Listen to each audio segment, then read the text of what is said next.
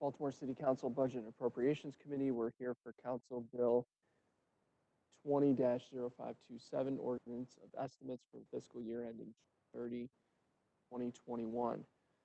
Councilman Eric Costello, 11th District, Chair of the committee. I'm joined by Vice Chair of the committee, Councilman Leon Pinkett from the 7th District, Councilman Bill Henry, 4th District, Councilman Chris Burnett, 8th District, Council Vice President Sharon Green Middleton, 6th District, Councilman Ryan Dorsey, 3rd District,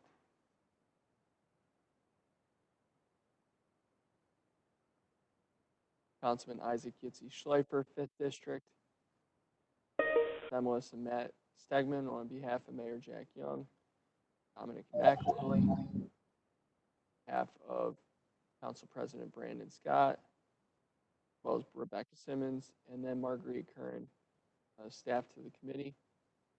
Commissioner Braverman, I'm going to turn it over to you, sir.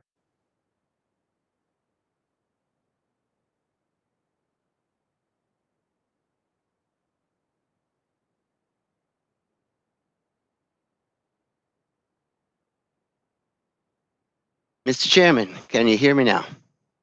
Okay, thank you very much. Good afternoon, everybody. Members of the council, community, my staff and team who are listening. And I think the format is we'll open with a little, just a slideshow on the services to sort of give an overview of the agency. So with the help of Stephanie Murdoch, thank you very much, our legislative liaison. We'll go to the first slide. I know we want to get to questions, so I just want to give sort of an overview through the slides of the different services that the Department of Housing and Community Development delivers to the city of Baltimore. I wanted to start by simply saying, again, this is a very new agency in the sense that we have been at various times an amalgam of different operations. Most recently, the Department of Housing and Community Development and the Housing Authority were together, known as Baltimore Housing. In our new iteration, we are first and foremost a community development agency. And in that role, we are committed to equitable and inclusive community development. And that is, we set out as a new agency to establish what our compass heading would be, to be clear to the general public where we stood on community development, and that equity was a key principle of our approach, and that we were going to strive working with our partners to get community development right.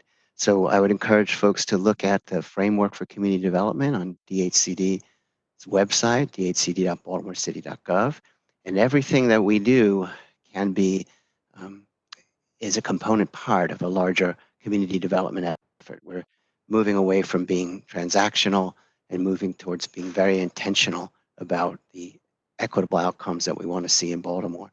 And so starting with the first service is affordable housing. Again, some of these service names are new, but the point is this is a critical component, of our approach to community development in Baltimore City. We are not a service provider in terms of providing housing like Baltimore Housing did when we were part of the Housing Authority of Baltimore City, but we leverage the construction of quality affordable housing through our project finance operations. And so this service speaks to both the project finance work that we do and the additional critical work that the Affordable Housing Trust Fund brings, that resource that the Affordable Housing Trust Fund brings to Baltimore City to leverage more quality affordable housing for folks here that are at 50% below of AMI, with half of that dedicated to 30% of AMI. That's this service. Again, we're moving away from being transactional with the delivery of this service, being intentional about its role in community development, which is an equity component of community development to ensure that we minimize displacement, and that in the course of redeveloping, we are ahead of the curve in the production of quality, affordable housing. So the next slide on the service is what we now call, used to be called Blight Elimination. Didn't really capture what it is that we do here. This is property acquisition, disposition, and management. And really, this is the component part of how do we approach a city like Baltimore that has lost hundreds of thousands of people and yet is looking to thrive, to take that sort of jigsaw puzzle of scattered 12-foot wide, 60, 80-foot deep parcels that have been the product of that abandonment, and to acquire and stitch them together and to put out new parcels that can leverage investment and develop in our communities, many times for affordable housing, but other times for many different things like new urban squares, new assets around which we can leverage home ownership opportunities. That takes a lot of work. There's a lot of lawyering. There's a lot of capital that goes into that. There are a lot of processes. There's a lot of land to manage and to acquire, relocate, sell. That's really what this service is about: property acquisition, disposition, and management. So if we go to the next slide, remote home ownership is a critical component of our success as a city going forward, is to have neighborhoods in which buyers of choice choose to reside, in neighborhoods in which people's investment in their homes is a good investment, where values rise and intergenerational equity can be transferred. It's a critical part of the work that we do in the city. And we do that largely with many different component parts of this work, but a critical part is promoting home ownership for low and moderate income residents in Baltimore City, and to encourage new residents to move to the city of Baltimore. So we have a bunch of different ways that we do that, but these are all parts of a larger community development strategy. And in the next slide, housing rehab services, again, a critical part of our sort of racial equity and anti-displacement components, because as we are moving to revitalize communities, this is the time to invest in the homes of our legacy homeowners. It's always the time to do that, but it's as we become more successful in leveraging community development at the neighborhood scale, it is absolutely critical to invest in our legacy homeowners so that they can live in a thriving community, so that they have a home that they can transfer to the next generation should they choose to do that. But many folks, many seniors, especially in Baltimore City, are really at a razor's edge about whether they can stay in their own homes. These is a critical component of our community development operations. Next slide. Weatherization is, again, it's another component part of investing in our existing home ownership infrastructure. It's very expensive to maintain a home if you haven't taken advantage of the latest weatherization technology. And it has changed dramatically in the decades. And many people have not had the opportunity to make those kinds of enhancements that will save them money, that will allow them to have their limited funds go further. So these kinds of investments, again, are a critical component of our larger community development strategy. Next slide. We'll go through the services quickly here because I know there are lots of questions.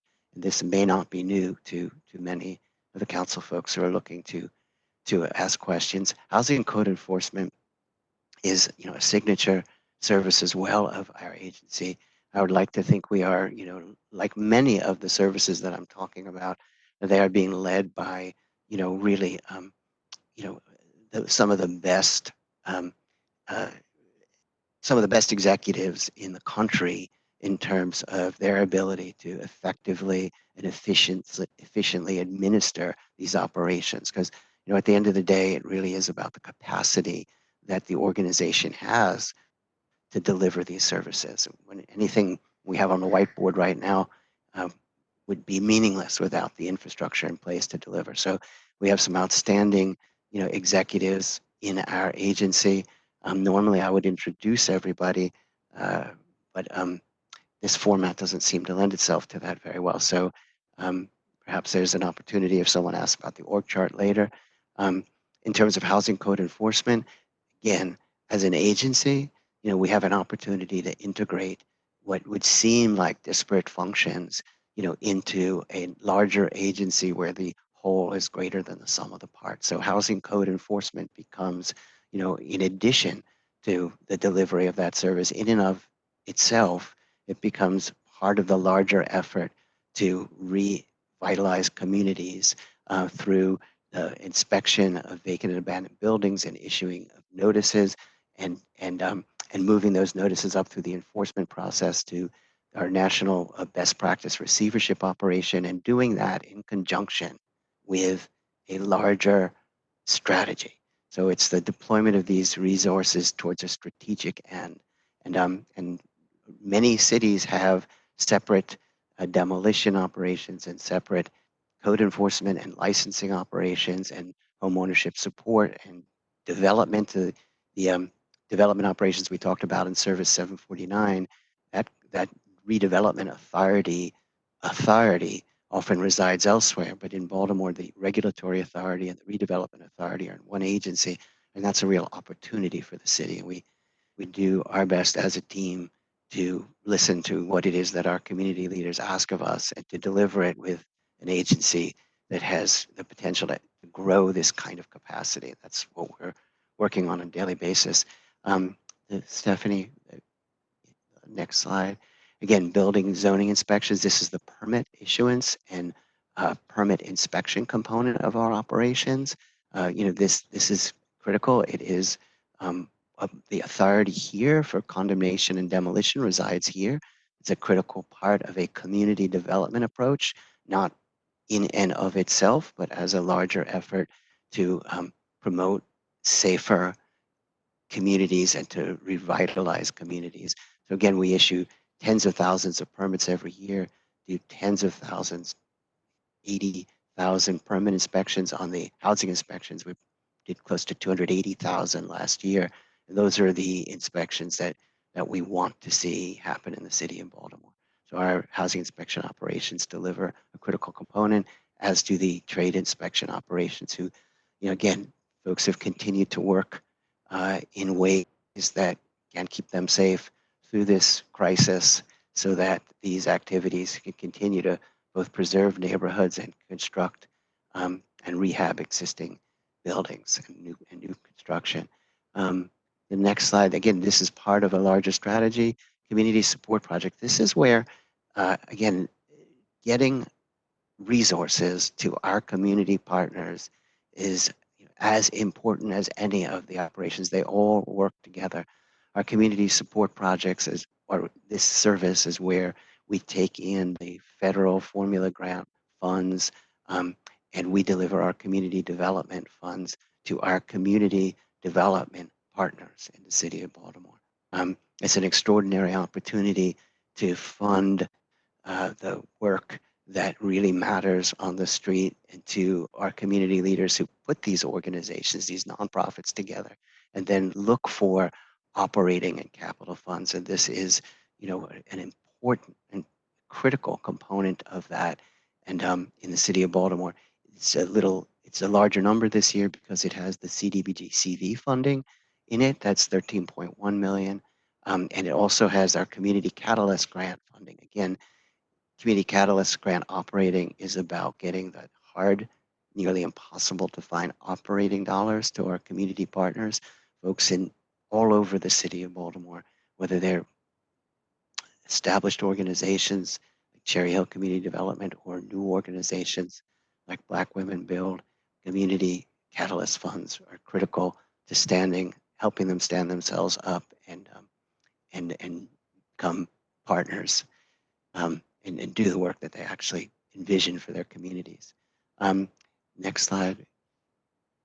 The register and license properties. Again, I would like to promote the idea to those listening that none of these services exist outside of a larger theory of practice that we promote to improve the overall health and inclusivity and equity of our city. May not think registering, licensing, and properties fits that so easily, but you would know that for the bulk of the citizens of Baltimore that live in rental housing at 80% and below of AMI, almost a good half of that number are in assisted units, meaning they're receiving some assistance from our partners at the Housing Authority, either in public housing or in Section 8 or other HUD programs. And all of those are inspected annually. But more than half, a little bit more than half, are living in market rate affordable units, which up until recently, and again, with the thanks to this council, and to both the industry and the advocates who promoted it, we have a licensing law for all rentals, every single rental. And again, the bulk of our affordable rentals are market rate affordable, largely in 1 and 2 family dwellings that were not inspected. So this establishes a minimum standard for all housing in the city of Baltimore, all rental housing in the city of Baltimore. Again, it's a critical component of a quality, affordable housing approach. And I would move on. We're getting to the end here, Mr. Chair. Summer food service program in our agency, again, led by our team out of home ownership and neighborhood preservation. It's an extraordinary service in terms of delivering food during the summer months to our youth, but in this crisis, it has grown, and it launched on March 17th in a new and different way, serving probably at this point, I would not be wrong if I said delivering 2 million meals since we started up, led by a team at Alice Kennedy's shop and with the support of various members of the department so that we can staff it through this crisis at the level it needs to be staffed. So again, it's a critical program in the city of Baltimore and playing a critical role during this crisis. Next slide. Community outreach services. Probably no one on the council is unfamiliar with the work that Deputy Commissioner Scriber does and his team. This is their sort of 24-hour on-call service when there are sort of human service emergencies in the city of Baltimore. And I think the next couple of slides speak to the various services in Deputy Commissioner Scriber's operation. So if we can go through before and after care, it's essentially a daycare operation that is run through the Office of Community Services and the agency. And one more, the Dawson Center. I think everybody is familiar with, that horrific event and the flower that grew up in the house, which is the Dawson Center, where after school services are provided to neighborhood children run by the Office of Community Services. It's an extraordinary asset at the Dawson Center now. And I think the last slide is just administration on Dhcd. Obviously, this is where the part of the budget for the agency for sort of the overall, executive direction and supervision and fiscal responsibilities, human resources, IT, et cetera, are come through this particular service. That's a kind of an overview of our agency and how the services knit together towards that larger goal. And it's, it happens because there are community leaders around the city who want to see it happen and hold us accountable on a daily basis. But it also happens because we have an extraordinary team. And I know if I name everybody, I'm going to forget somebody. So I just want to say that the team at the Dhcd, I couldn't be more proud to be on any other team. Are a world-class group of leaders. With that said, I'll turn it over. Okay, thank you very much. I'm looking to see if we have been joined by President Scott, but since it does not appear that we have been, I'm going to start going through my colleagues on the committee to see if they have questions for Commissioner Braverman and his staff. Let's start with Vice Chair Leon Pinkham. Thank you, Councilman Henry. And thank you for all the work that you're doing, Commissioner Braverman, especially the work in West Baltimore and communities like Penn North, Heights, and Upton. Really appreciate how you've integrated them and the decision-making that's happening. And we are seeing tremendous results in Upton and along Druid Heights as well. So thank you for your leadership in that. My first question was from Service 738, Weatherization Services. And I was looking at number of homes weatherized. So it looks like it looks like in fiscal 2019, we did 221. But our target for fiscal 2021 is 220. And it looks like we almost have 3 times the amount of resources available in fiscal 2021 than we had in fiscal 2019. Why is the target the same, although it seems like we have more resources? Well, I'm glad that Alice Kennedy is on the call, but and I'm going to ask her to jump in if I'm not getting this correct. But this is it's the resources are what's available to us to draw down. You know, if we have the infrastructure in place to draw those services down. So the year over year, it has been a challenge to get those resources together. So we have been unable to draw down that full amount. And those numbers, what those goals are what we would like to see happen. And they're being sort of right-sized to the reality of the budget that we have. It's probably the easiest way to describe it. And I'm sorry, I'm not understanding. You said that we don't have the resources to draw down the money. What does that mean? Well, that means that these resources require an infrastructure on our side to actually spend them. Meaning, for any capital dollars, you need operating in order to spend them down. And the way these programs work, and again, Alice, you correct me if I'm wrong, that operating component is general fund on our side of the table. So it's just been a challenge over the years to put that piece of the puzzle together with the state available capital. And we can't identify independent contractors that could do the work. Are we talking about actual contractors to do the work that aren't in-house? Okay. No, I think what we're talking about is the infrastructure on our side to manage. Contractors do the work now, but we need an infrastructure to manage that scale of funds. Alice, did I get that right?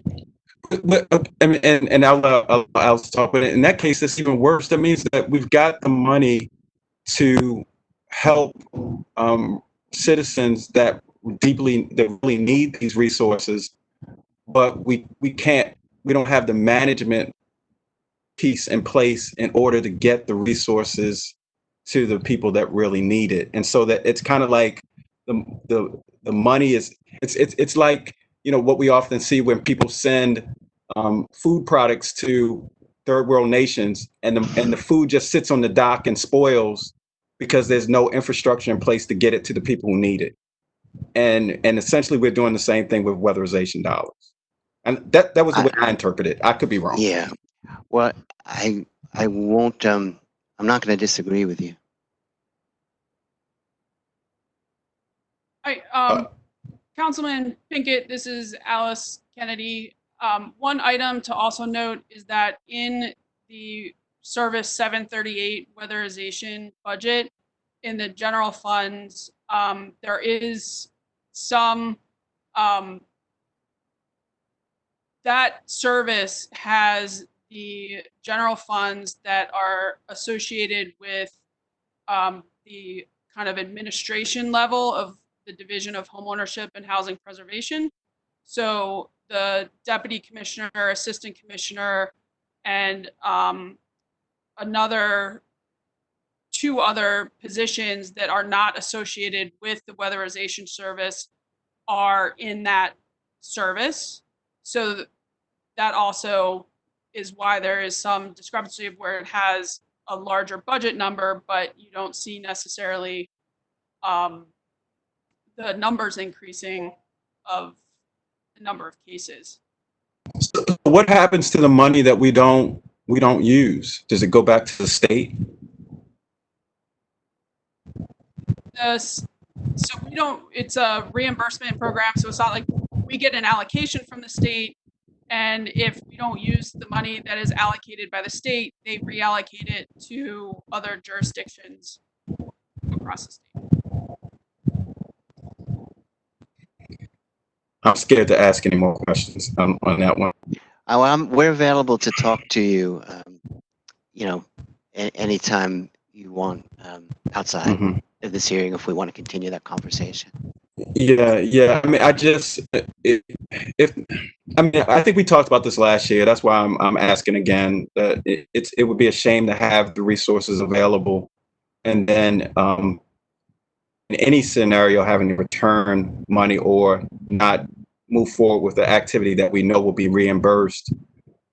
Especially, we're talking about the individuals, homeowners who have the least amount of resources, who need these resources, and we got to figure out how to get them. So, but we can talk later. My second question. I look forward to that conversation.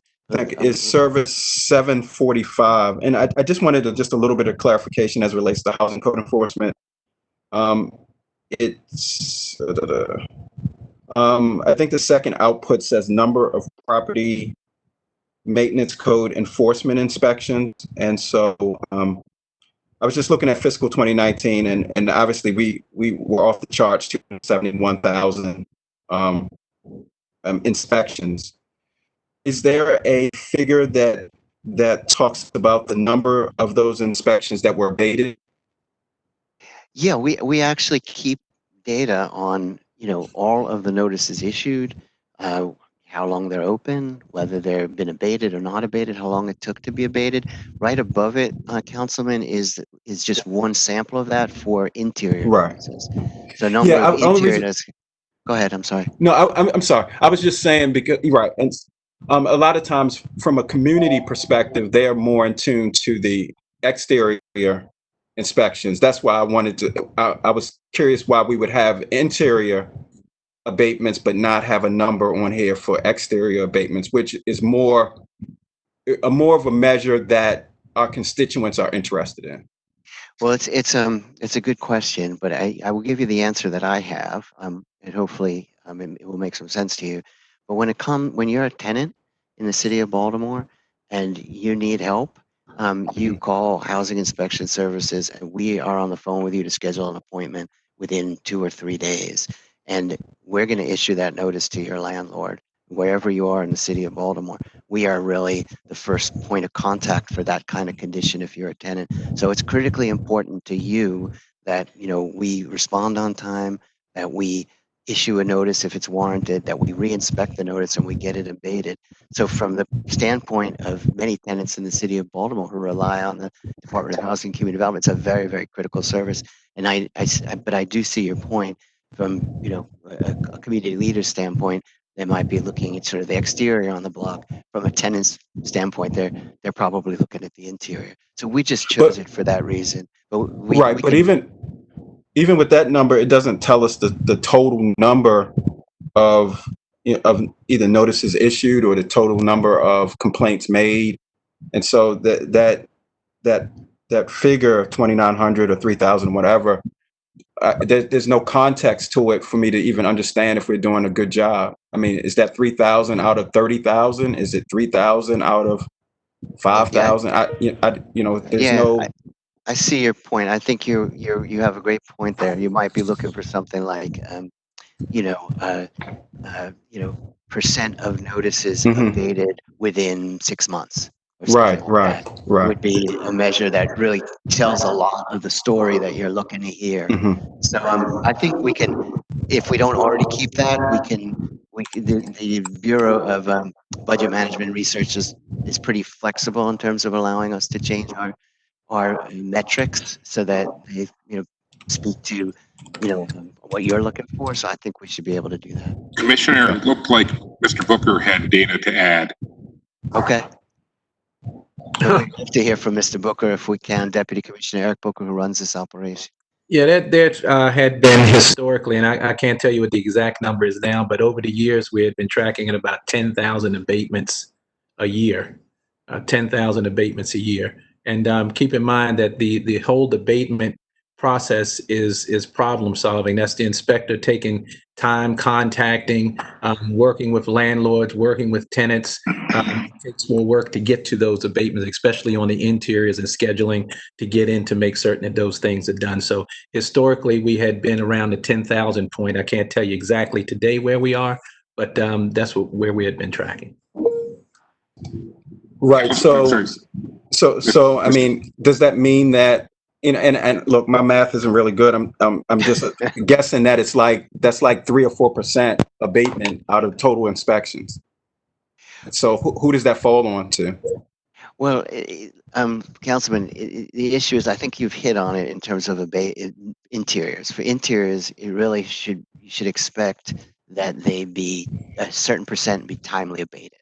That's really the metric. With many of the notices for vacant and abandoned buildings, they're not going to be abated anytime in the near term. So abatements aren't necessarily the best measure in that universe of 16 or 17,000 vacant buildings. Many of them have been vacant for 10 years with completely static in that condition, and we're gonna, we'll need fiscal dollars for demolition or site assembly to solve those problems. But your point is well taken. For a measure like notices abated, it should probably, if we're dealing with interior, be looking at it in terms of like percent of interior notices timely abated, and with a definition of timely that makes sense. And then for, if you were looking at the same thing around vacancy, you might say, vacant building notices in targeted areas or something. Exactly. Kind of thing. But this is just we have five opportunities to give 5 metrics, and we can go back and switch some of them around to capture more of. I think you're asking the right questions. Well, I figured I might as well get them in because it's probably my last time. This will be my last time getting a chance. You have my personal number. You can call me anytime. Personal. Mr. Vice Chair, do you have? If you have more questions, we can continue them in the next round. Okay, then I'm going to move on. We have 2 more of our colleagues who actually have their hands raised in the participants column, which is a real help for the person who's trying to keep track of who has questions. So I'm going to go to Councilman Schleifer next, with Councilman Dorsey on deck. Councilman Schleifer? Yes, thank you. I've actually chosen to refrain from asking what I was going to ask publicly, and will speak to the agency later on. Thank you. Okay, well, in that case, we're going to move on. To get 3 thank yous for that, because I started asking questions. You can collect later, Councilman. We're gonna move on to Councilman Dorsey then. Councilman Dorsey. Thank you. I stepped in like just a moment late, but you were on the affordable housing slide, so I don't think that you covered exactly what I want to ask about the Affordable Housing Trust Fund, the status of it, what we're generating into that fund, versus what was perhaps projected or promised. Can you talk about the differences there? And then I have a question about some expenditures with that. Sure. I mean, it's something obviously that the commission has been concerned about and that we have been looking closely at. And I think at the next commission hearing, which is at the end of this month, forgive me, I don't have the exact date, but I believe it's the 22nd. It's on our website, dhcd.baltimorecity.gov. I think the finance department will be there presenting on, the revenue that's coming into the fund from the dedicated tax. And then the city, of course, has an MOU and is committed to a certain contribution every year, escalating to $7 million in the 4th year. And we're obviously keeping on target for that. So the larger numbers, how do those roll up? I just looked at them.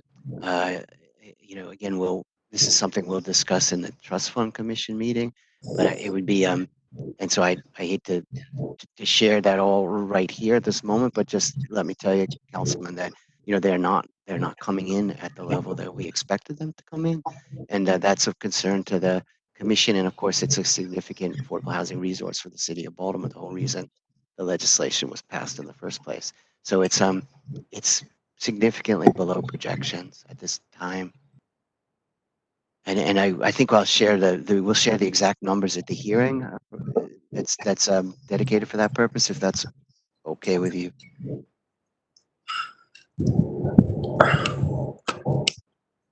Yeah, sorry, I was just putting some fan blowing. I'm be mindful of the noise that it's creating.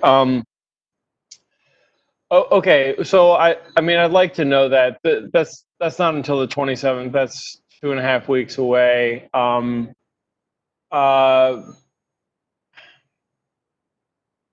guess I'm looking at the letter. You call it a letter? It's like it's a memorandum. The MOU? The revised spending priorities. Okay. Okay. That's on the Dhcd website. Right. It's for Right. FY20 through 22. It is the amended and revised version. Oh, it looks like this document is dated January 31st of this year. I know the document you're referencing. Okay, so this has projections and proposed spending priorities, or it has proposed spending priorities, I guess, based on projections for 2021 and 22 of 17, 16 and a half, and 18 million in those years, respectively. Okay, so on the 27th, you're going to put a finer point, or the finance department is going to put a finer point on the fact that we already know that we're not meeting expectations in terms of the revenue for the fund. Are we already, I mean, we're almost finished FY20. Have we appropriated funds from the trust fund? How much, and what's the impact going to be? And considering this set of priorities, it's basically only organized here from highest dollar to lowest dollar, or highest percentage, lowest percentage of the fund. Is that dollar allocation the indication we're supposed to take away of the priority, like how important we think each of these are these expenditures are relative to one another, or what's the impact going to be here on what we're able to do?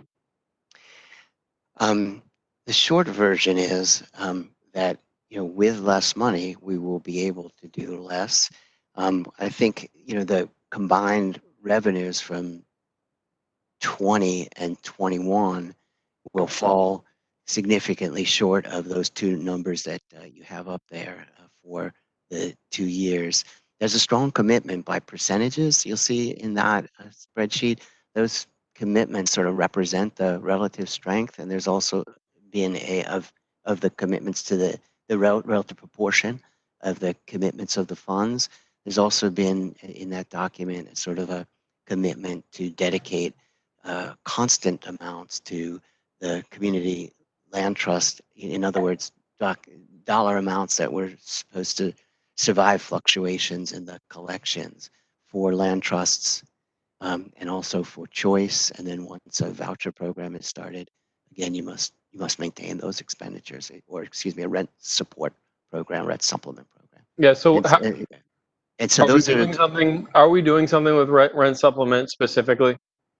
Well, again, the important thing is that when you say we, I mean these funds are available for application to the fund. So the first NOFA is going to go out this week for again, this is very important to get the spending priorities by consensus with the commission. So it took some time on the front end to have those kinds of discussions that would be, fully engage our stakeholders and achieve a consensus vision of we did our best anyway to dedicate the expenditures. So it took a little longer, you know, and so the first NOFA is going to go out this week for affordable housing, new construction, and preservation.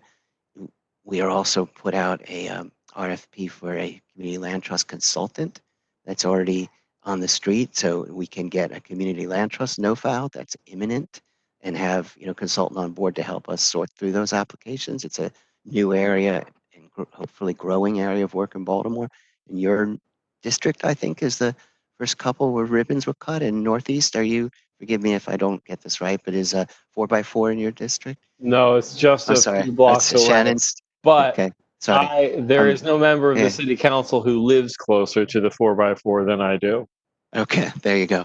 Well, so there's some commitments that will, even if you know, that we will maintain, you know, and have to adjust around that to maintain certain commitments. Those are discussions to have with the commission. We're trying to do everything with by consensus, so we'll be talking to them about how do we accommodate the change in revenue that we've received versus what was projected. And Yeah. what do we do about that? And there's a path forward. And I think the important thing is that we're getting the first NOFAs out the door, and we will make accommodations for the actual revenue that was collected. But the city, you know, will continue to make its contributions in terms of, you know, out of the budgets that you're seeing today. Out of the capital side, we're contributing I think you're looking at that document there. It's probably 3.5 million in 21.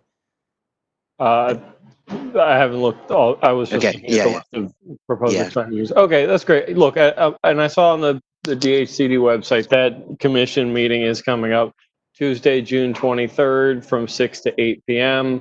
I'm going to put that on my calendar. I intend to be there. I'm bringing all this up because I'm preparing legislation to formalize the creation of a local-based housing voucher program and I'm working with these folks, Public Justice Center and Homeless Persons Representation Project and all of that. And I just want to make sure that the funding that we're all counting on is going to remain prioritized. But as you said, this is something better brought up with the commission. So looking forward to that. Just keep doing great work. Oh, thank you. And that's the whole team you're referring to. Yes, DHCD of course. is a great Yes, team. everybody. Thank Yeah. you. All right, thanks. Thank you, Councilman. Next up,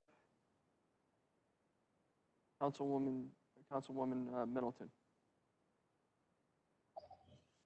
Thank you, Mr. Chair.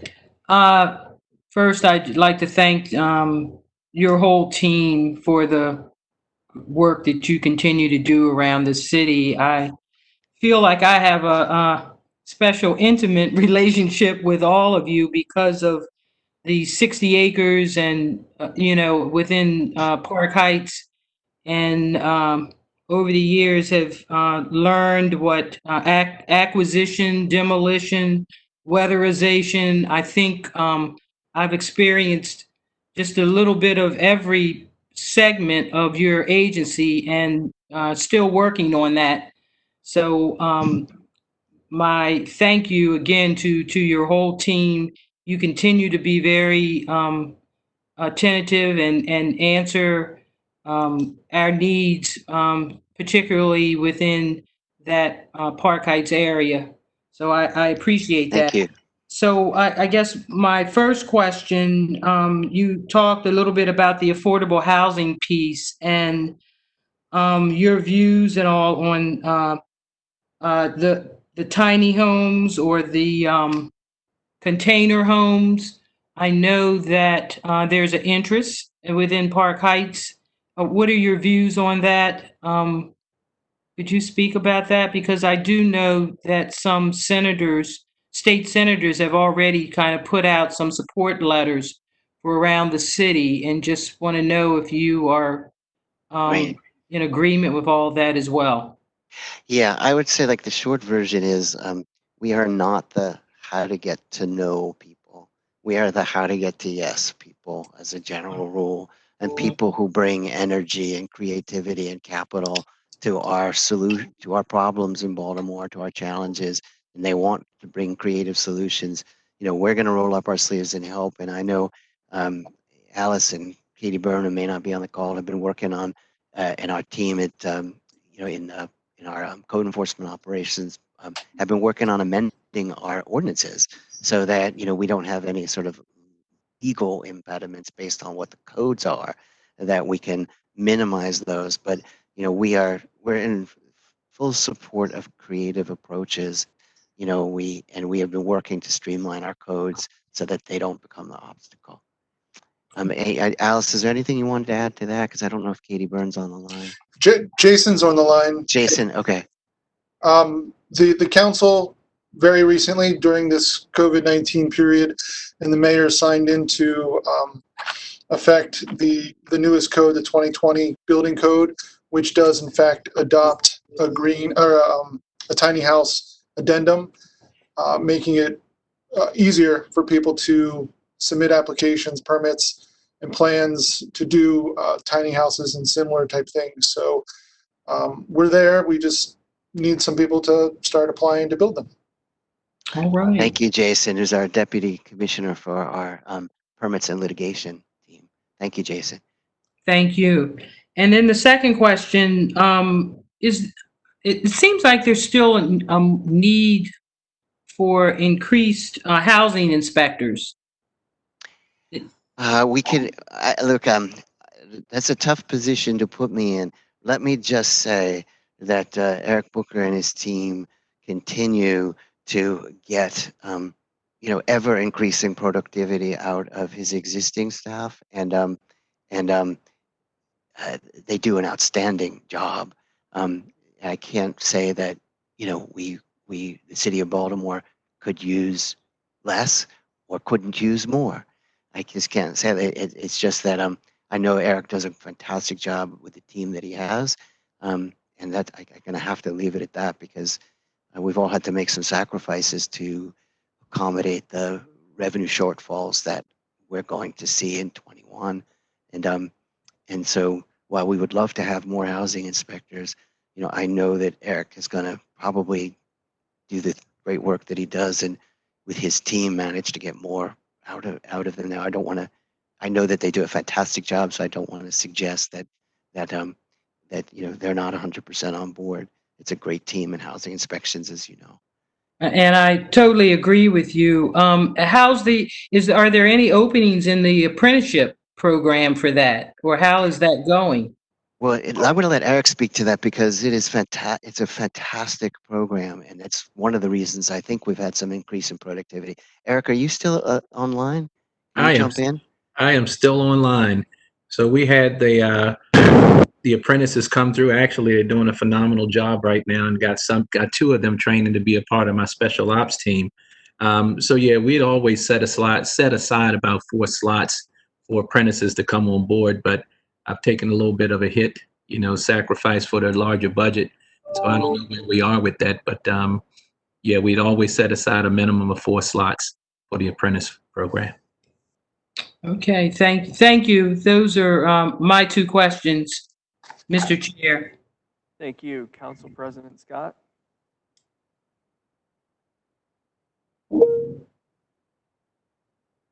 Councilwoman Sneed. Thank you. My question that I have is, we've seen that on service 738. Why was there so much drop?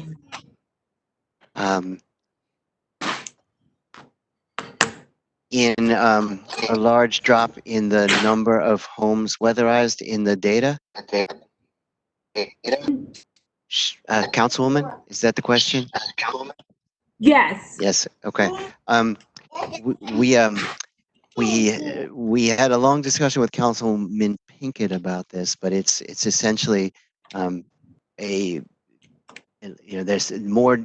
It's essentially a inability to draw down the full amount of available money through reimbursement from the state for weatherization, based on the budget that we have on our side of the. And the people that do it are the vendors, they all local within Baltimore City? Alice, would you jump in on the question of are the vendors local in Baltimore City? I think There are some local Baltimore City vendors, so it's under a blanket RFP that was put out 3.5 or 4 years ago, and a new RFP will be going out for weatherization contractors in the next. We were hoping actually to have it out in the next couple weeks, but I think it'll be about the next month and a half.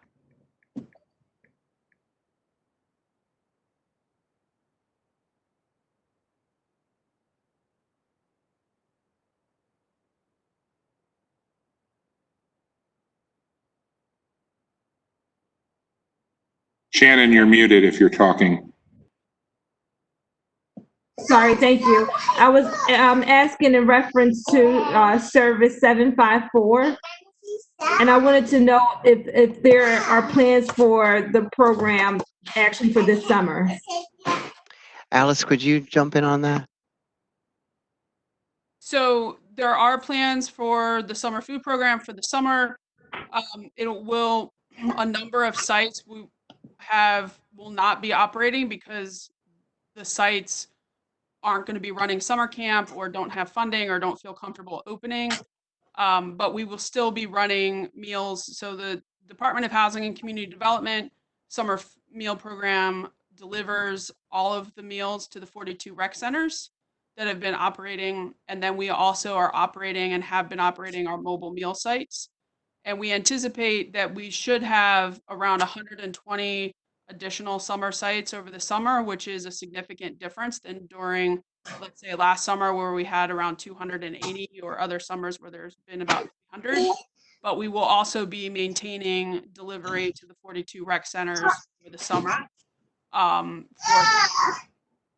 you'll let us know once the list is finalized so we can blast it out to our communities. Yeah, and some of the sites are summer camp sites that are trying to figure out as well how to deliver meals because they're virtual summer camps. So we're going to be delivering meals to one site, and then they're going to have to get meals out to the different households if they're doing virtual camp. So it's going to be looking a lot different than it normally does, but anybody can always go to one of the 42 rec centers to pick up breakfast and lunch over the summer. Thank you, Chairman. That's all I have for right now. Councilman Henry. Thank you, Mr. Chair. Good afternoon. I wanted to start with a question about how the department is dealing with receivership cases with the court closure, specifically in terms of are you able to request aid from other city agencies for emergency situations because you can't proceed with closing out estates and doing receivership cases because of the court closure? Let me, if it's okay with you, Councilman, now that I know Jason's on the line, Jason, do you mind jumping in on the question? I mean, I know your team is, the department is busy prepping the cases and doing everything we can to be prepared to file them and litigate them when the time comes, but they are backing up a little bit. Jason, would you mind jumping in? Sure. Jason Hessler. We've been working with the courts. We've been in communication with them regularly to find out where we are within their opening phases. It does seem that receivership is going to be on the back end. One of the last things, housing court will be coming back on. Staff has been working virtually and processing the tons of title and cases that we've already pulled and prepping them. So there'll be an onslaught of filings, but there's not a lot that we can do until the court's open. What we are doing is sending out letters to people that either we filed against or are planning to file against to let them know what their options are. Because some of our cases end up resolving with a consent agreement to appoint the receiver and allow the property to go to auction because the owner is over their head with debt or other things, and it's a way for them to get out of the property because they otherwise can't sell it. So we're trying to look at ways of how we can resolve some of these cases without having to physically be in court. And the courts are working with us on that, allowing us to submit motions and other things that won't be on the housing court docket, which comes up in the back end of the opening, but rather just goes to the bench, and whoever's assigned to it can sign off on it and make it official. So I guess I was really kind of looking for what other kind of workarounds are you employing to solve the problems of the property that would have normally been solved by going through the receivership process. For example, there's a house at 704 Cater where there's a tree that's in danger of falling on a neighbor's property. Originally, the way that HCD was going to deal with this was to put the property into receivership and get it into someone else's hands so they could be responsible for dealing with that tree. But in the absence of that tactic, what else can be done? Is there anybody who has the ability or the resources to go onto that property and deal with that tree while we're waiting for receivership to come back into play as an option? Sure. Yeah, and that would be a case-by-case basis of evaluating to see if it rises to an emergency level where we would then use funding out of 745 to go in and stabilize a building, remove a tree, do more than what Public Works would normally do as far as cutting or securing a building. So as those come up, and Stephanie is a great resource to feed those through to see whether it's something we can handle right away or we can process because maybe it's not an emergency, but it's going to become an emergency, or if it can wait until title transfers. So yeah, I wrote down 704 Cater. I'll take a look at that one. Okay, so we'll forward that. We can follow up with that one offline. And then for my second question for this round, I just want to check. Usually Dhcd provides us with a list of organizations funded by the Community Catalyst Grant Program each year. I seem to have missed the one for this year. Can that be shared with the council? Sure. When you say this year, FY19 is on the website, and then FY20 is can be shared with the council as well. It's more of an emergency COVID response to sort of infuse capital to existing grantees that were needed operating dollars to continue their operations during the crisis. So a portion of it went to that crisis-related response to critical organizations around the city that we'd funded in the first round, but the balance will go out in an RFP. We got a little delayed through COVID from the normal sort of RFP process. Well, if you made a chunk of those grants specifically on the basis of COVID-19 response, maybe this is also a question for BBMR, are those going to be funds that can be applied to the money we received from the feds through the CARES Act because they're COVID-19 specific? Or is that just going to be money we spent out of pocket without expectation of being paid back because it needed to be done? Hey, Councilman, this is Bob Sedeby from BBMR. So those expenses could be eligible. So it is a possibility that we will be able to use CARES money to backfill that, but we're not. As we've said, I think a couple times during the last couple of weeks, the rules are still emerging on the CARES Act money. So we don't have a perfect answer to that yet. I think we did share that we have a firm on board with us that's actually helping us to coordinate all of the eligibility for all the different programs. And yes, as much as we can charge for COVID-related expense to that pot, the better. But we don't have finality on that at this moment.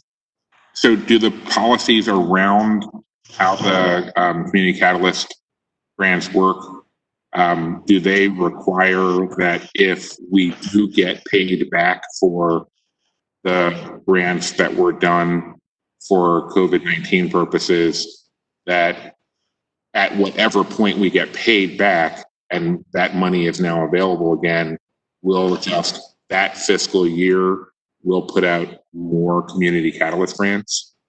Well, in a good year, yes, that would be a possibility. That is highly unlikely to happen this year because, as I like to remind folks, we're still in a major fiscal crisis right now that we're not out of. So if we can get reimbursed for the ones that we did with CARES Act, that would be great. We still likely will need savings to balance fiscal 21. Bob, that was mostly about just getting Michael to smile. Okay, Mr. Chair, I'm gonna stop there with my first two questions. I'll wait for the next round. Thank you. Council President Scott. Thank you. Thank you, Mr. Chair. Thank you very much. Commissioner Braverman, just have a few questions for my first round of questions. The first one is, can you talk to me about how you were able to work this budget and where you guys are with the implementation of the equity assessment program and how you were able to work this budget through a lens of equity? Sure. We do have a equity coordinator, and that's part of our leadership team. Her name is Tammy Hawley. But I think the larger question is, I said at the outset, like I think equity is the overall lens that guides all of our work, and it can't really be any other way. And the reality is we're starting from a premise that equity in housing and community development begins with the acknowledgement that, you know, we are living with a history of slavery and of institutional racism, and that's undeniably woven into the fabric of our present conditions in the city of Baltimore. That's and those are race-based policies and that have devastated neighborhoods and concentrated poverty and created the affordable housing crisis that we're talking about. And the challenge is really to ensure that that doesn't define the future. So that sort of guides, you know, all of what we do. And I think this one of the strengths of our agency is that we put in place a comprehensive plan that we published. That's, you know, that equity is the guiding principle, and we are focusing our investments on historically disinvested areas. So our whole budget we went through from the beginning is sort of tied together as one overall intentional approach to equitable community development, as opposed to sort of transactional one-off stuff that may be opportunistic but isn't guided by those overall equity principles. And so we say that, you know, Baltimore has this opportunity really, you know, to get community development right. We've seen examples of not getting it right, and we have a great opportunity in Baltimore to really get it right. And so, you know, woven into that budget is, you know, our commitment to ensure that the community voices are central to shaping our neighborhood development plans. That's what CCG we're just talking about is about. It's like, nice to say that, but if you don't supply operating dollars to organizations so that they can amplify their voice, so that they can form, you know, the kinds of organizations that can pull capital down and direct expenditures and be heard and develop their visions, then it's just you know, words. So Community Catalyst Grant is a component of that, as is the Cdbg funds, and that's, you know, that's one of our greatest assets in Baltimore.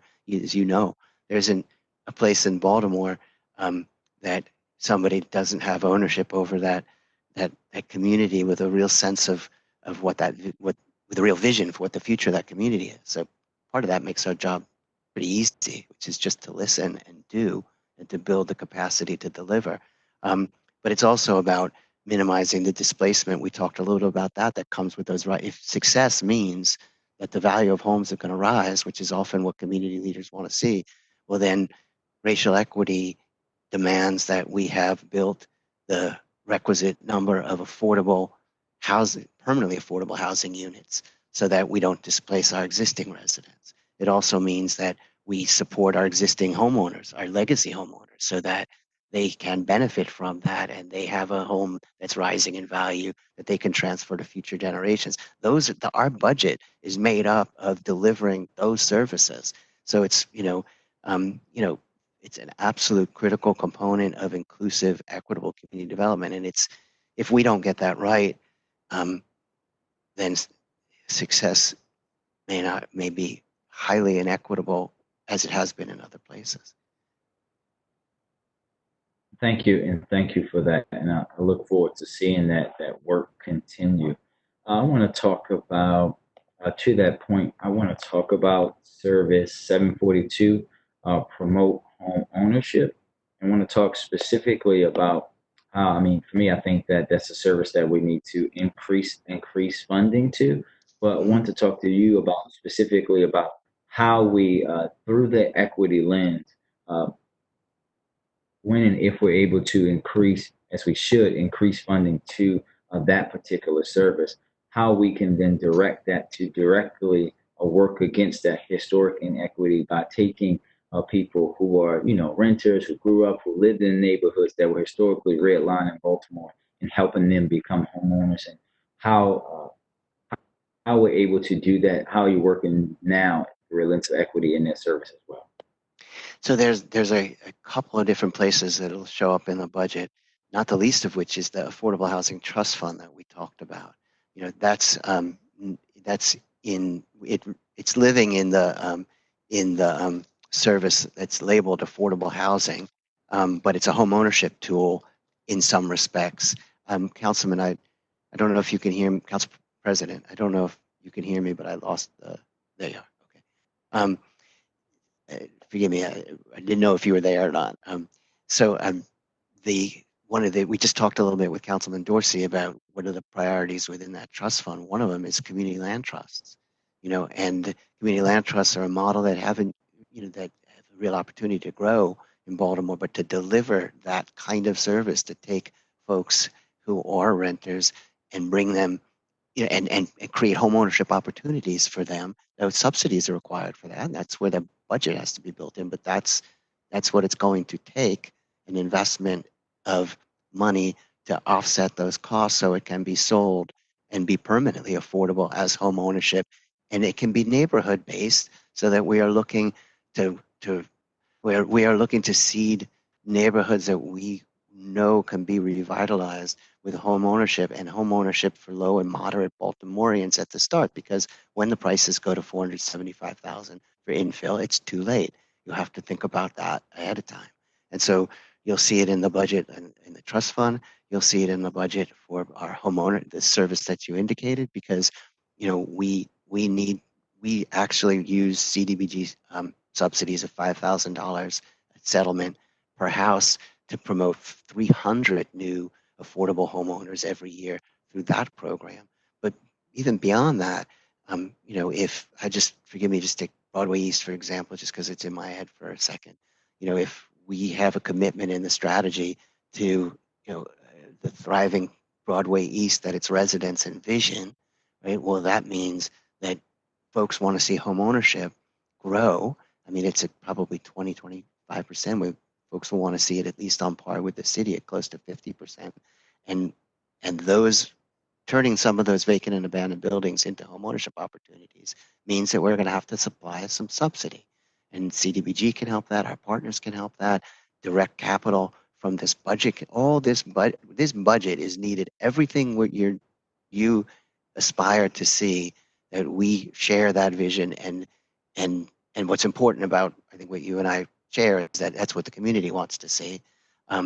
Those require at this affordable housing requires subsidy, and affordable home ownership at this stage, requires some amount of subsidy. And so this budget is about, to the extent we can as a city, support this budget. Of course, this budget could absorb much more towards that end, right? But with what we have, we are committed to supporting our community leaders and their vision to see affordable home ownership.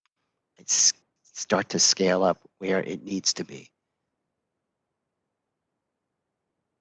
Thank you. No, I agree that we have to put more into it, but that was a great response. I am done for now, Mr. Chair. Thank you, Mr. President. Commissioner, on the CDBG funds, I noticed that there was a transfer of 2 million inspector personnel costs from the general fund to prior year balances of the CDBG fund. What is that essentially paying back what we've already?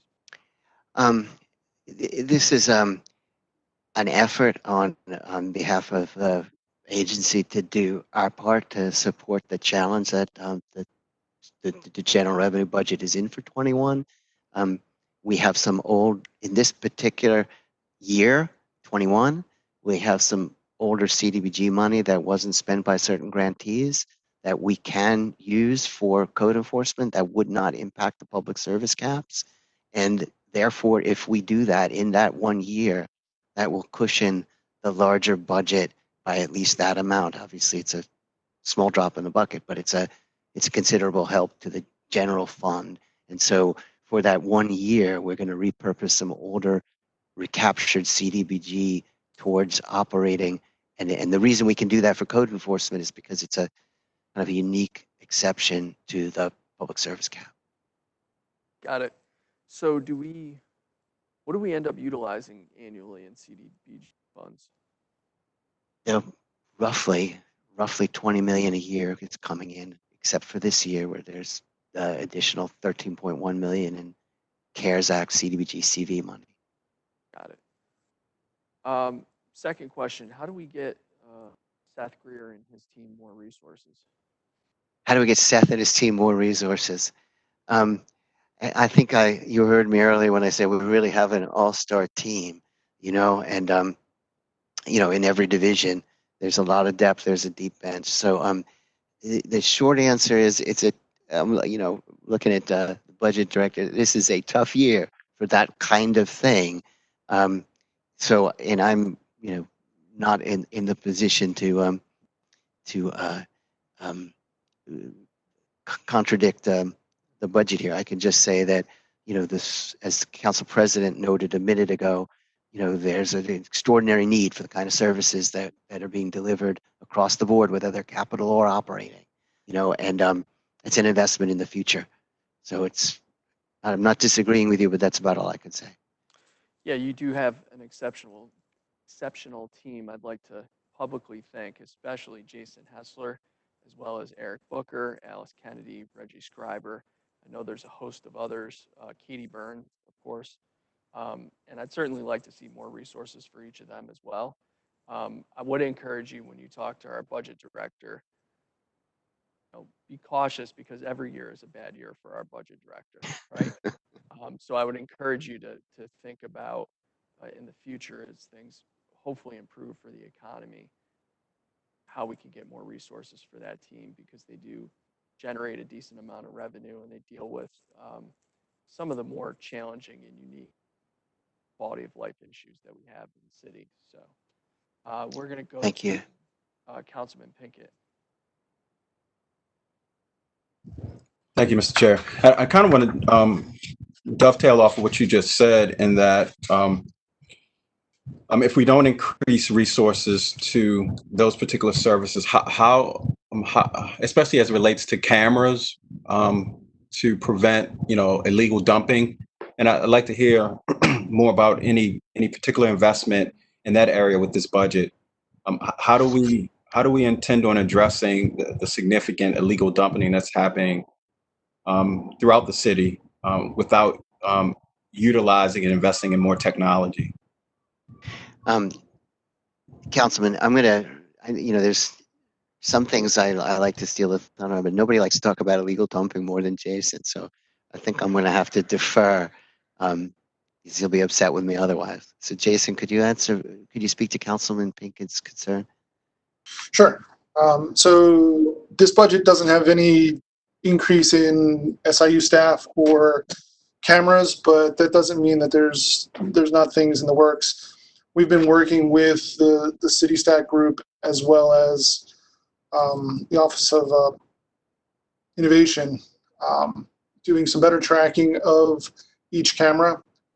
We're actually looking at every month how many dumpers are caught on camera, how many of those dumpings can be charged, with a dumping crime.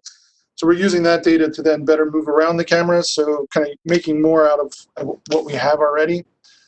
And then working with Eric's team and DPW and Chalmers' team to just get the areas cleaned up, which is right now a challenge with DPW crews and COVID. But they've moved away from the proactive mowing, so we think that like the cleaning work orders and other items, once we kind of get back to normal, the sites will get cleaner faster. So that's pretty much where we are right now. No, I appreciate that. And it's a shame that the budget doesn't reflect an increase in that particular area, because we end up spending money cleaning up. And so it would be better to invest in the preventive end of it than to continue to have to just go out and clean up the results of the illegal dumping. So you have advocates here that recognize that we need more investment in that area. And my last question really is a short one. It's for Commissioner Braverman. Is there a figure that shows the ratio between the amount of funds that are invested in demolition as opposed to rehab? There's not a figure that I like have off the top of my head, but in my mind I can see how I would calculate it to answer your question. But when we say redevelopment, we're talking about the site assembly and acquisition and the investments in affordable housing and the discount on land sales to promote the activities that we want to see. So the ratio would be, and again, some of the demolition, I suspect one of the things you're thinking of is it demolition that's pure blight elimination, or is it demolition in pursuit of redevelopment? Like demolishing, some of the blocks in Park Heights so that we could create, a redevelopment opportunity is probably on the redevelopment side. And then, demolishing, a block because, it is, something the community wants to see because they're living with a blight and it's not likely to get redeveloped anytime soon, is probably the category that you want to contrast, right? That level of it. And I can tell you that, that over the past couple of years, we have been moving away from, as we are trying to look at those resources and say demolition has to be in service of, larger community development approach. And that may mean that, that some of the blight that's across the street from, where we're looking to invest, and I'm thinking, I'm trying to think in your district exactly, but for argument's sake, we know what we're doing on, in the area around Bakersview is to support, investment in new homeownership, but, there may be a block or two away that that's just, not likely to be reinvested in. And we're trying to prioritize what we need to do to support investments going forward. So I would say that ratio is changing, and we could put an interesting number together. We don't look at it just like that, but I can assure you that demolition dollars are really, like we said at the beginning, used in service of a larger community development mission, and the agency is much less of a siloed operation running different functions, well within those constraints, and more, all sort of trying to working seamlessly together towards community development. That includes demo. Okay, thank you, Councilman Henry. Did Chairman Costello turn it over to me or you? I wasn't. He turned it over to me, and I've got the list from Margarita who to go to. Actually, Commissioner, before we go to the next committee member, I do have a question that came in from the public. Do you have any connection to the announced rental assistance funding for tenants who are in arrears, or is that management by the mayor's office keep you out of the loop on that? Well, let me answer the question the following way. Mayor Young asked the Department of Housing and Community Development to deliver to him a program for rental assistance using the 13.1 million of Cdbg CV funds that were dedicated to Baltimore with the support of the budget director. And so, the key there is to stretch those funds as far as possible to keep as many tenants in their homes ahead of the lifting of the moratorium. And I will say that the mayor expects to hear back from me and my team probably in about 2 weeks. So we're looking forward to working. And then to do that, though, we're going to work in partnership with our colleagues, Tisha Edwards and Janet Abrahams and folks at the law department to put together, a program that that can both serve those tenants for whom that money is eligible, but also to try and look more broadly at funding to support, many tenants who are going to have issues when the moratorium is lifted that may not be directly eligible for those funds. So it's going to be a challenge, and I will say I'm part of the team that's leading it. As part of the team that's leading, do you have a comfort level in giving a projection on when people should be able to look to go and apply for these funds? Well, let me say this too. I also wanted to publicly thank the Casey Foundation because this is a lot of work to stand up, from scratch, a relatively large program to do that in as thoughtful a way as possible to reach as many tenants in need as we can with the existing resource. So that's something that's hard to do from a standing start. Just the policy questions alone are daunting, let alone the operations that have to be run so that there's a front end and a back end to all of this. So there's so many members of my team that are sort of involved in this on a daily basis. There's folks at the Mayor's Office of Homeless Services and the CAP centers and on Tisha Edwards' team.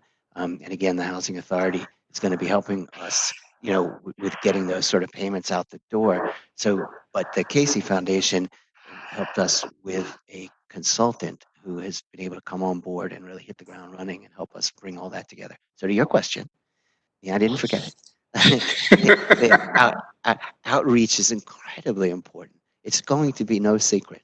We will talk to the mayor probably within a couple of weeks. Hopefully he will approve the program.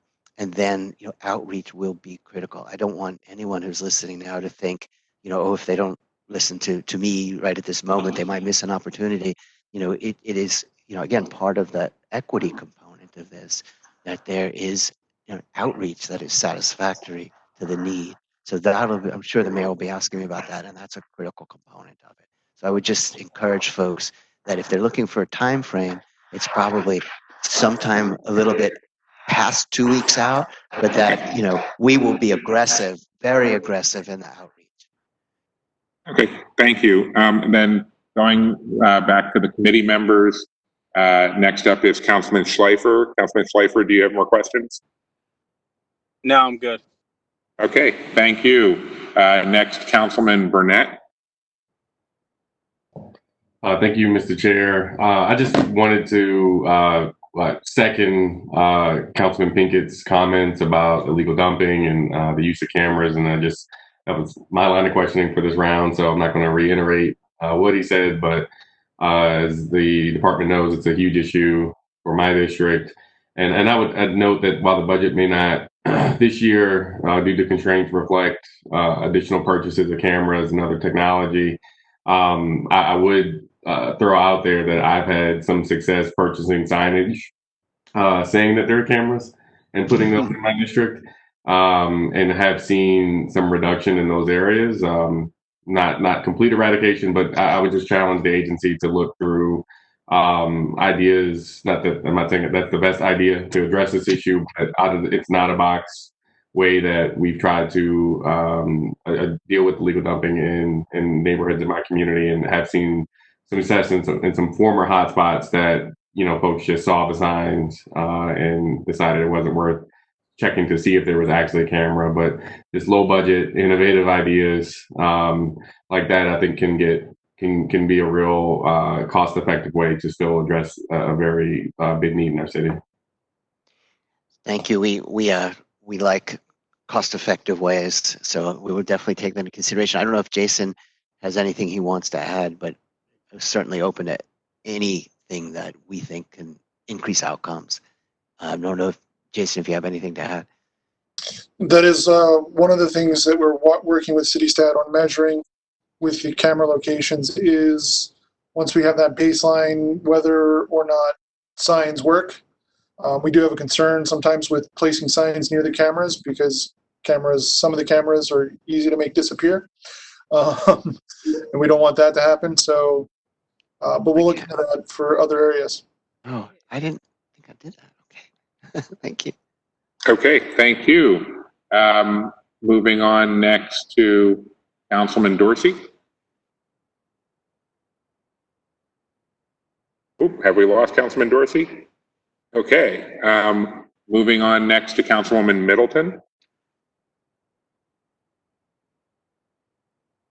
Okay, and then next Councilwoman Sneed. I'm good. I don't have any further questions. Okay, then next we will return to Councilman Henry and his ever-lengthening list of questions.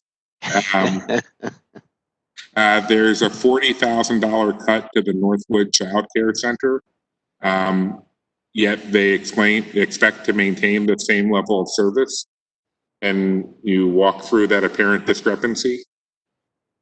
For that one, Councilman, I'm going to ask Deputy Commissioner Scriber to speak to that if he is here. And we'll wait a moment to see if Deputy Commissioner Scriber is here. And if he signed in. Okay. Deputy Commissioner Scriber, are you available? No one knows his operations better than him. I can circle back. Can you hear me now? Oh, there we go. Yeah. We have a $40,000 cut, but our position is very clear that this is about the Northwood Child Care Center depends on the number of parents and the number of people the number of children who are attending the aftercare program. So what we anticipate, Councilman Henry, is to make sure that those parents pay a fee. They pay a fee for their children because a lot of those parents are employed. They work every day. So our position has been very clear.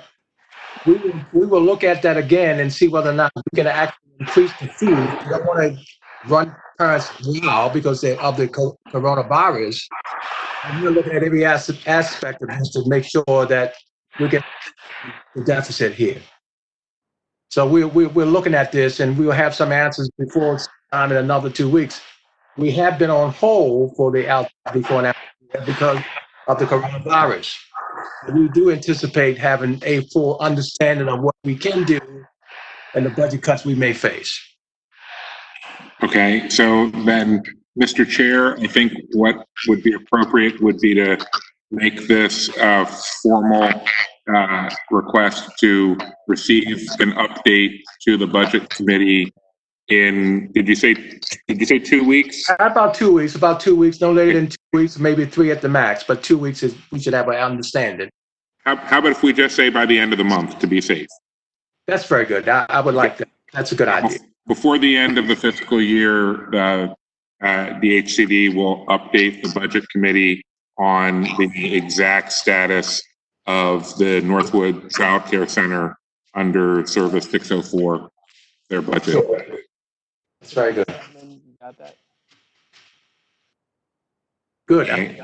We'll have that together for you in about a couple of weeks. Sure. Thank you very much. And then my second question in this round is in Service 750, Housing Rehabilitation Services. A goal of 80 houses remediated for lead seems low, given what we think we know about the total number of houses with lead in Baltimore City. I'm not sure how to ask this question other than to say, is there anything on the horizon that you would look at as being able to provide the additional resources that would be necessary to increase that goal? Well, is that something I'd like to say before we jump in is it's expensive, right, to remediate for lead, and I think the budget here, as you can see, is largely federal dollars. Before I turn it over to Alice, I just wanted to toot her horn a little bit and say that there's an annual grant that we're able to obtain from the federal government, but through the work of Alice and her team, Baltimore was awarded a $9.1 million grant on top of that. And these numbers, Councilman, are just purely a function of how much capital dollar you could draw down. So you could see that there's it's critically important, and again, it's a capital dollar expenditure. Alice, I'm sure I left something out there, but I wanted to make sure I got in that congratulations for the award that represented in this budget. What Commissioner Braverman just stated is correct, is that the majority of funding, so Service 750, Housing Rehabilitation Services, covers our Office of Rehabilitation Services, which provides loans and grants to assist with repairs such as roofs and furnaces and so forth, but also covers our lead hazard reduction program is under that service as well. The lead hazard reduction program majoritively is funded through grants that we receive from HUD.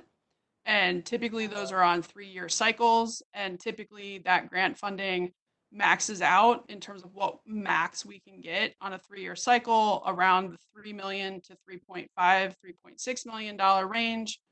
Baltimore typically ends up at the max in those cycles. And the 80 units is based off of what we anticipate being able to have done within a first year of that grant funding cycle. We are extremely lucky that HUD had a one-time appropriation from Congress to be able to provide a significant amount of funding to 7 jurisdictions. It was a competitive process. We had to complete a very long and in-depth NOFA, and we were awarded an additional $9.1 million for that is over 5 years to focus on some target areas within the city that were identified by HUD for additional lead hazard reduction work. It's not full remediation. We do reduction work. And so it's a contract of funding. And I think Commissioner Braverman would agree with me. It's if we had an unlimited number of resources to be able to put to all the significant number of things that have come up in the hearing today, everything from cameras for illegal dumping to the resources for weatherization to these, we would do that. But we also know what funding, is it's difficult to find the funding that we need. But we go after every dollar and we try to have every dollar stretched as far as we can. And the average amount that we are spending is around $12,000 through that lead hazard reduction program. And in a lot of cases, we have to leverage that money with additional money from the state or our local. And a lot of cases, we do have, it's upwards of $20,000 to $22,000 for lead work that we do.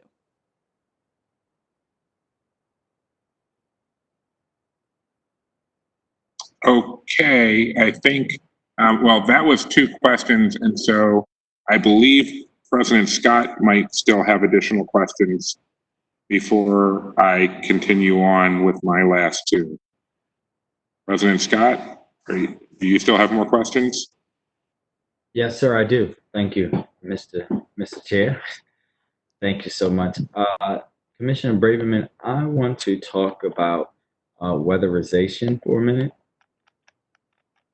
Just because I think it's a critical service that we have, but I want to talk about, much like the home ownership, when we know that this is not reaching to the level of need, but then also as we start to reimagine what weatherization could look like across the city, in addition to what kind of impact you guys could have with increased funding for this service. Also tell me if you guys have thought about how we can do what some other cities have done as far as cool roof programs and those kind of things through this service to help be more sustainable, but also help with weatherizing. Sure. Again, this is the kind of thing where can't steal Alice's thunder because she lives and breathes this stuff. And we're very fortunate as a city to have somebody and the team that she has with her. But I will say that before I hand it over, that all of these the dollars that we can invest in our residents' homes, right, are really part of this sort of larger strategy of making sure that that our residents have value in their homes and they have the ability to to we can help reduce the sort of daily expenses to stay in their homes, and that we can assure that they and we can work at the same time on those communities so that these values rise. They all come together. It costs money, right? But it needs to come together in a community development strategy that says, here's how we're investing in our longtime residents' homes. It needs to happen because our residents don't have that money to do those investments themselves, and their homes will deteriorate. Their expenses will actually increase, right? So this is all of these sources of funding have to sort of work together towards those aims. And as we mentioned in first question, we can absorb in this city a tremendous amount of money, and if we do that consistent with a larger strategy, right, then all of these different funding streams can come together in a synergistic way to promote an equitable community development agenda. Now, with that said, there's nothing about weatherization or cool roofs or solar that Alice doesn't know inside out. So I'm going to hand it over. Alice, if you don't mind. Council President Scott, the weatherization is one of the most needed programs that we have serving our low-income population in the city of Baltimore. It's a 200% and below poverty, 200% below poverty, which is even more low income than our 80% AMI. And we have, over the years, actually had a robust program. One of the biggest significant impacts on that weatherization program goes back to in fiscal year 18, 17, and 18, when the customer investment fund funding that had been in place since about 2013 had diminished. And so there are opportunities that we could have in terms of additional funding, like Commissioner Braverman said in response to Councilman Pinkett earlier about having additional resource, needing to find and obtain additional resources on the city side to be able to fully take advantage of what is available in funding from the state and federal side, so we can increase those numbers. And that is a process that we've all been dedicated to trying to figure out over the last couple of years. Cool roofs is extremely important. I have had in our weatherization program in years past, as well as when I was with the Office of Sustainability, we had a city cool roof program, pilot program. It is actually a policy that as many roofs as possible, given our funding ability within our Office of Rehabilitation Services, as well as weatherization, that cool roof is our standard operating procedure in terms of what our roofing choice is to provide residents, because they not only reduce they help reduce energy bills, but also the maintenance cost. So it's kind of that, sustainability, three legs of the stool component. So you have energy, and then you also have maintenance costs over time because the warranty is longer. They don't have to come back to us for recoding and et cetera.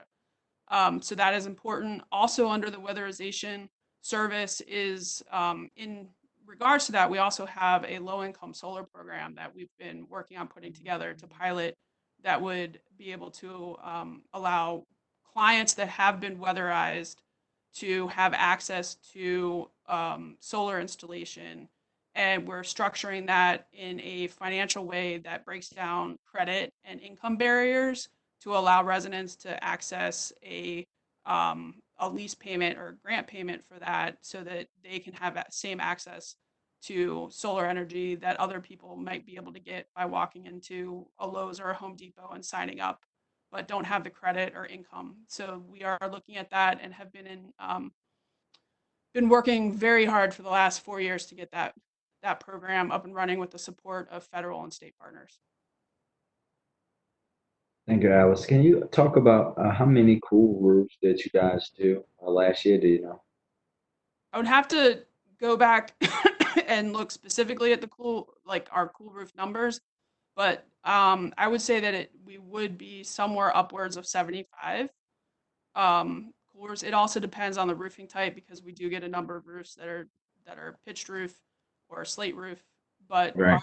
our flat roof, our standard is to do a white cool roof on that. And our partnership with Civic Works, when we had funding several years ago, our partnership with Civic Works on the cool roof program also had a robust volunteer component to it, similar to a program that exists in New York City, as well as a job training component. And our weatherization program, in terms of equity as well, has a job training component. A number of our weatherization contractors participate as job trainers within their program. Civic Works is one, Green and Healthy Homes Initiative is another, and then other contractors hire those residents. So weatherization is a job training component, cool roof is a job training component, and the solar program within weatherization, that low income solar program, is a job training component as well, with the goal of 1,000 installations could create 103 permanent, well-paying jobs for city residents. Thank you. And can you talk about, for both weatherization and cool roof, let's just say your actual for fiscal 19 was 221 homes weatherized. If you wanted to double that, what would the investment need to be? The investment to double that, if we had an investment of around $567,000 and like $567,050 or so, we actually could triple that number in the first year. Okay. And would something similar be for cool roofs as well? Cool roofs are a little bit different because of the cost of the roof and the weatherization. That investment of like $560,000 or so and tripling that 212 number is leveraging state and federal dollars that cover the cost of the weatherization work.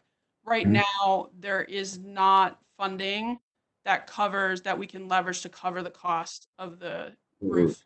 So for roofing, I've often said, and Commissioner Braverman has heard me say, if I were to ever win some major lottery in the city of Baltimore, I'd create a program that would put a roof on every single low-income homeowner's home in the city, because it's the Achilles heel of our row homes. So, there is a greater cost to a cool roof than a regular tar roof. Not that much greater now because prices have come down in the last 6 years. But it would be needed to be a much more significant investment in the $1 million range to create an even more robust roofing program for the city. Thank you. Thank you. Thank you much. Thank you, Mr. Chair. Okay, checking again with my colleagues. Councilman Dorsey, your hand is still raised. Did you still have questions?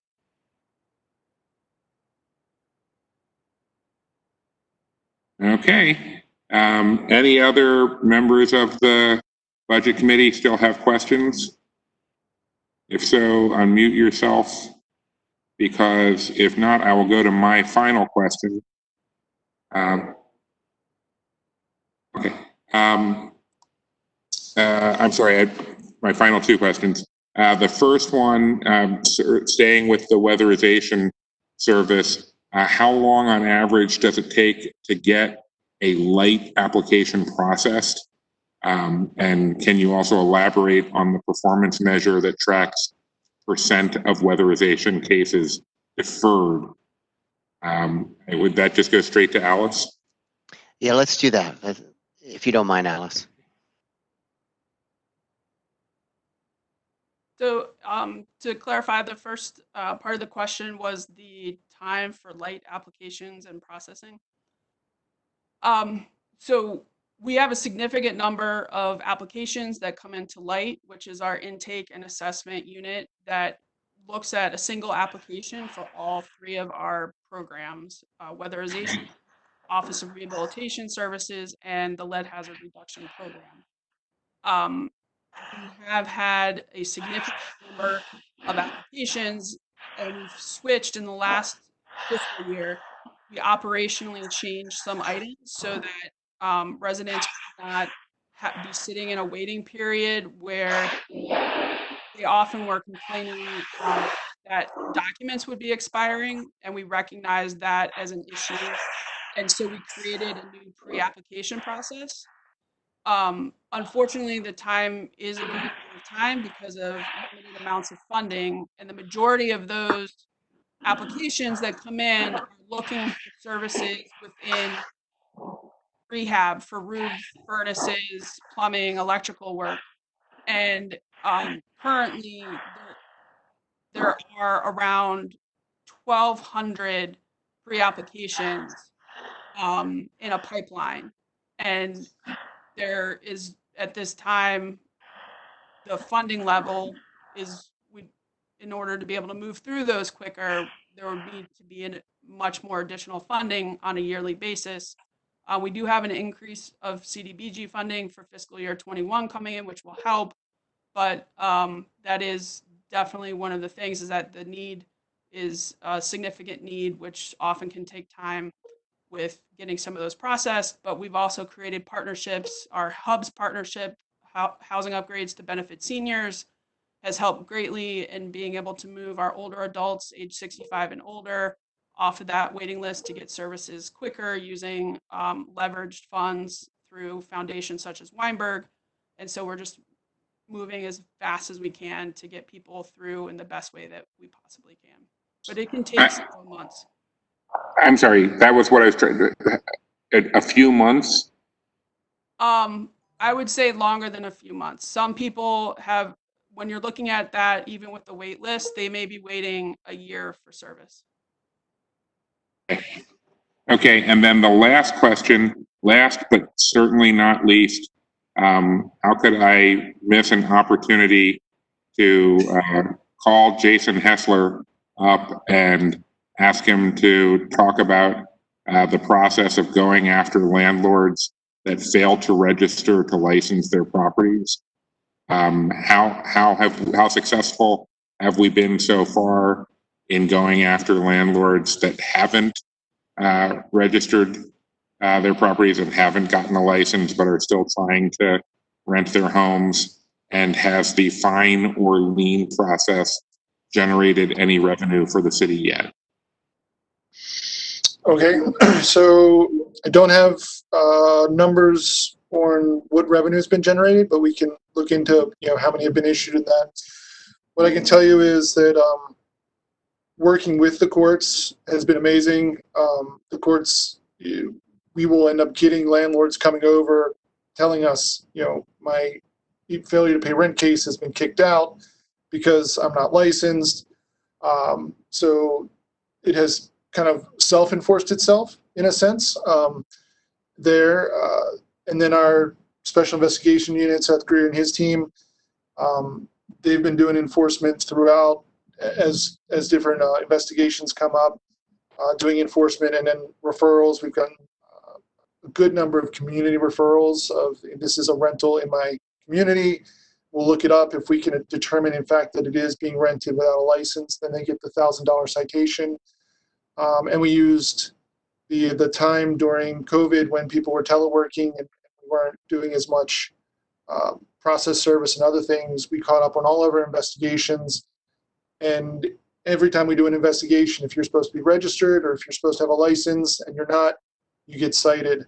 So I can pull exactly where we are on numbers, but we were looking at how many units are registered or licensed in the city. And we're at, we believe, 85% of rental units are licensed. And I say units because a single property could have many units. But we're 85% of what we believe is the rental unit number for the city are licensed. So we really need to focus in on that 15% and drive that number up. Hopefully with the rental assistance program, that's definitely one of the things. I've worked with Alice Orn and the commissioner. We don't want to be assisting people with rent on properties that they shouldn't be paying rent on because they're not licensed. So that is one of the checks, and we're working into the system to make sure. And I believe that again will act as a way to drive more people to come in and license because they weren't able to collect rent for some period of time.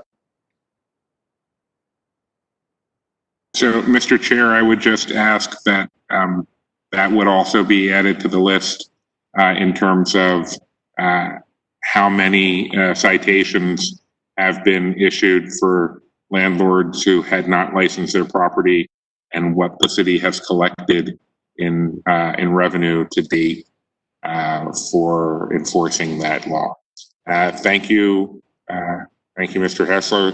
Thank you, Commissioner, and all of your people for incredible amount of good work. I'm turning it back over to the chair. Thank you, Councilman. Commissioner, my understanding was we were going to have the handheld devices for our code enforcement inspectors. You know what the status of the implementation of that is? Oh, you're on mute.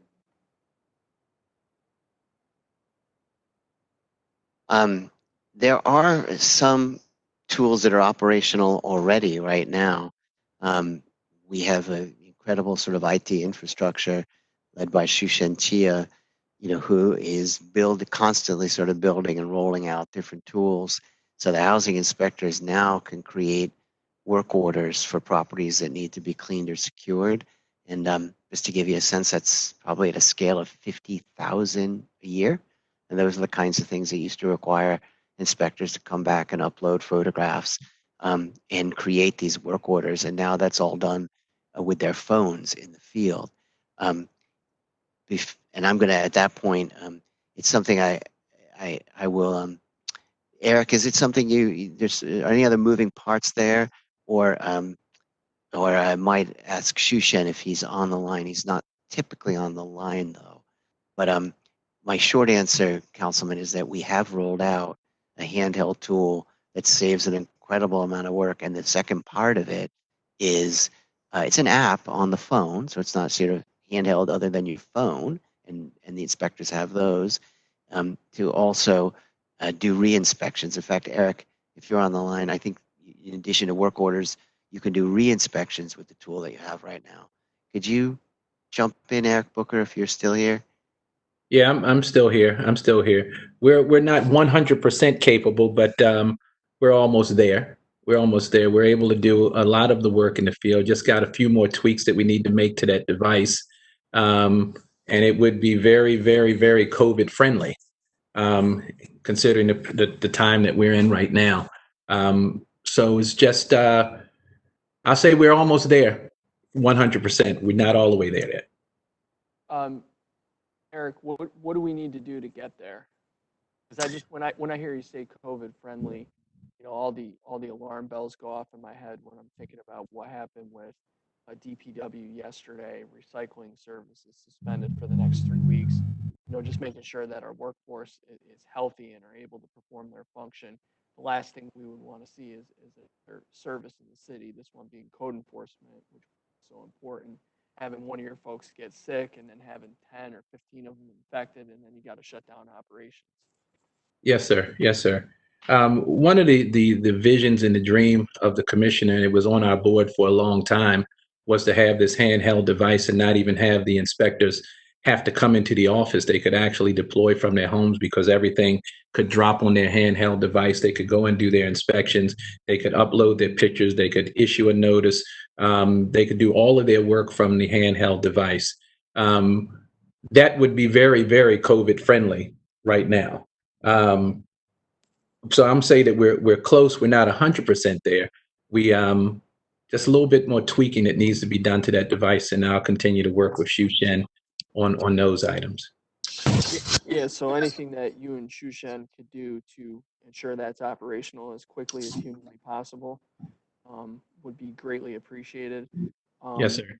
Michael, if you could make sure this committee gets an update, let's say on Friday of this week, Friday by 5 p.m., just on the status of that, because it sounds like from what Eric's saying, we're 98% there, whatever it is. Let's get this thing to the finish line, hopefully this week, for everyone's benefit. I can add in that we are using the handhelds on the trade and building inspection side as well. Okay. And inspectors are able to get their list of inspections for the day, because they're signed a little bit differently than the housing code enforcement inspectors. Able to go out, pass or fail, and record photos, which has been a huge efficiency factor, because the time it takes to download from the device and upload onto the program, when we used to use the point and shoot kind of cameras, it's an enormous time saving. So we're able to do that now, and I know all the guys are using it. I would say there's some functionality that we'd like to add in. The ability to schedule an inspection that didn't get previously scheduled isn't there yet, and we're working with the IT department to do that, and a reminder function for when we see something in the field that needs to be addressed differently. It's working really well. Thank you.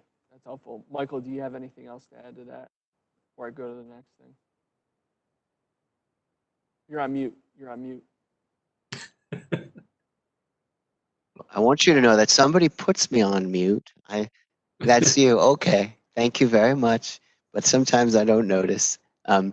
Anyway, no, I just want to say thank you for the opportunity to present, the team, the vision for the agency, the budget, and we have a lot of important work to do. We have a lot of community partners.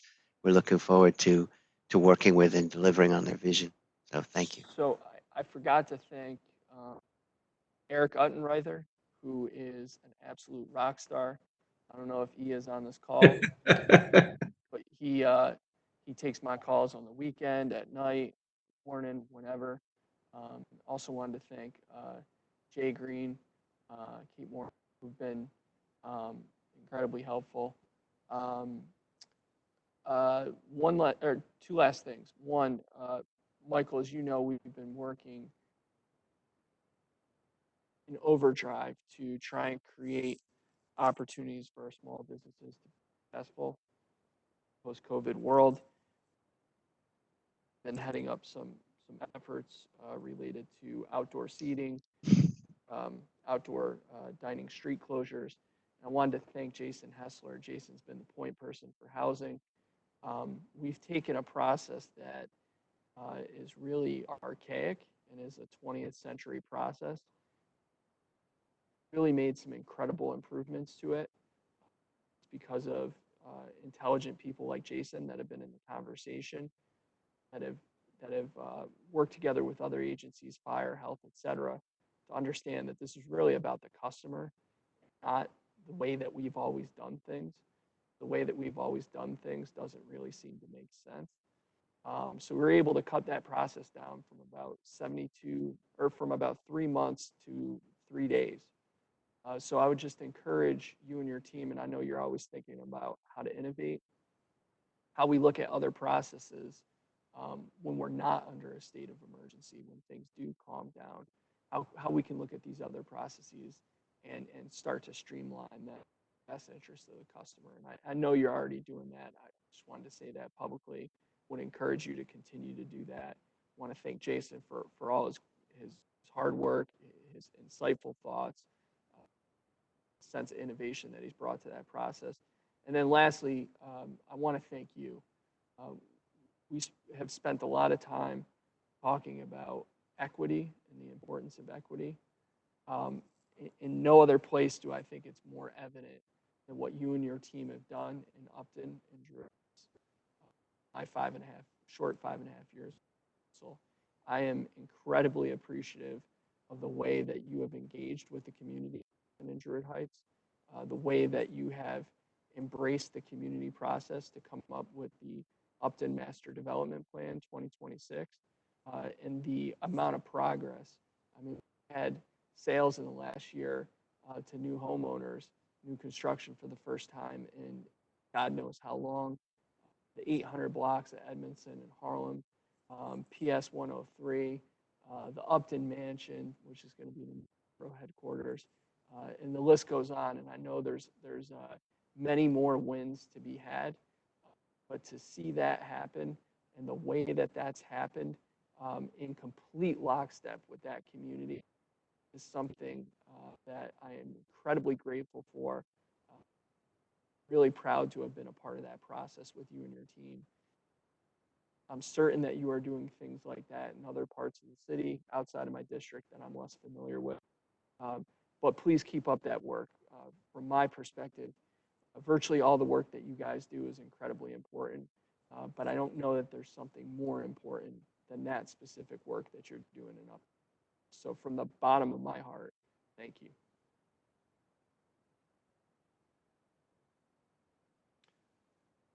Colleagues, anything else?